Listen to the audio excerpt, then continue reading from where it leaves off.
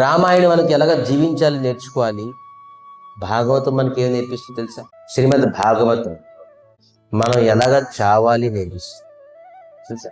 ఇది కూడా నేర్చుకోవాల్సింది. ఒక వస్తువు మనం నేర్చుకోకుండాను ఏ పని చేస్తుంది ఎలాగుంటుంది? ఏబిసిడి నేర్చుకుంటే మనం రాసాము, స్కూల్కి వెళ్ళకుండా పరీక్ష ఇచ్చాము.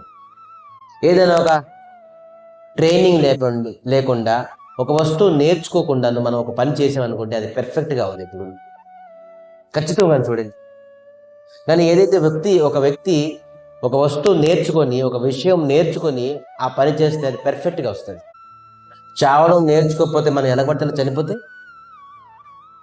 చావులో కూడా సక్సెస్ రావు. చావులో కూడా సక్సెస్ని ఉండాలి.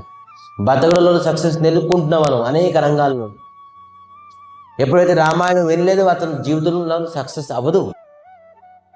అవ్వలేరు కూడా. అలాగే చావులో కూడా సక్సెస్.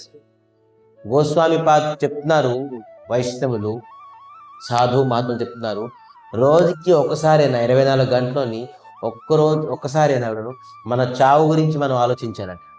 అద్భుతం. ఎవరండి ఆలోచిస్తారు అలాగా?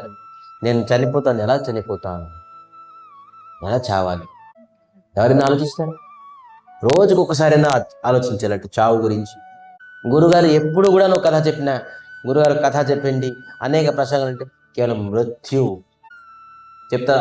అహని భూతాన్ని యమవంతర గచ్చంతి కిమాశ్చర్యం. ఈ జగత్తులో ఆశ్చర్యం ప్రారంభిస్తారు. ఎప్పుడు చెప్పినా కూడా గురుగారు ఎందుకు చావు గురించి చెప్తారు అని అనుకుంటాను నేను. ఎప్పుడు ఏంటి గురుగారికి వాక్యం చెప్పమంటే, కథ చెప్పమంటే మధుర లీలలు ఉన్నాయి, అనేక లీలలు ఉన్నాయి, అనేక కథలు ఉన్నాయి. రామాయణం, భాగవతం, చైతన్య చెప్తాము. గురుగారు ఎప్పుడు చావు గురించి చెప్తారు? గురుగారి తరకు ఆలోచన చూడండి. ఎందుకంటే నేర్చుకోవాల్సింది చావు కూడా. మరి ప్రతి నిత్యం మనం గుర్తుపెట్టుకోవాలి, మనం ఖచ్చితంగా ఒకరోజు చనిపోతాం.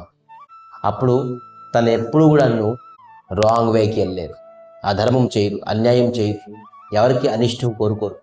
మనం చావు లేదు అనుకుంటున్నాం కాబట్టి, మనం ఎప్పుడో చేస్తాం అనుకుంటున్నాం కాబట్టి మనం నిత్యం ఏ విధంగా మనం ఇష్టాచారంగా చేసుకుంటున్నాం. అందుకే ప్రతి నిత్యము ఒక్క రోజులోని ఒక్కసారైనా మన చావు గురించి ఆలోచించాలి. ఎవరైతే ఆ వ్యక్తి ఆలోచిస్తారో ఖచ్చితంగా అతను అధర్మంకి ఎప్పుడు చేయరు, ఎవరికి అనిష్టం చేయరు, ఎవరికి కష్టపెట్టరు.